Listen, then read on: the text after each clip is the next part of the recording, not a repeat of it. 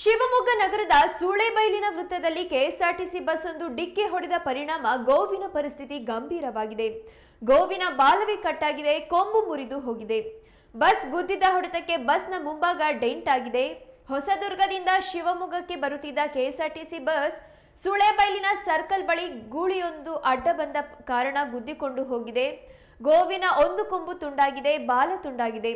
ಗೂಳಿ ಮೈಯೆಲ್ಲ ತರಚಿದ ಗಾಯಗಳಾಗಿವೆ. ಪ್ರತಿ ಸರ್ಕಾರಿ ಬಸ್ ಮೇಲೆ ಪ್ರಾಣಿಗಳ ಮೇಲೆ ದಯೆ ಇರಲಿ ಎಂಬ ನಾಮಫಲಕ ಇರುತ್ತದೆ. ಆದ್ರೆ ಇಲ್ಲಿ ಬೇಲಿಯೇ ಎದ್ದು ಹೊಲ ಮೇಯ್ದಂತೆ ಕಾಣಿಸುತ್ತಿದೆ.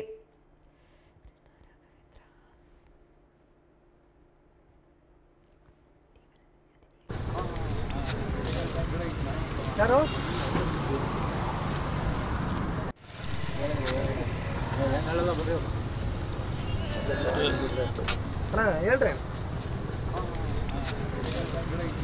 ಯಾರು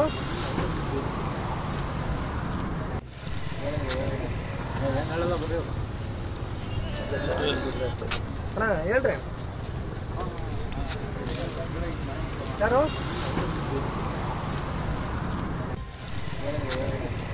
ಹೇಳಲ್ಲ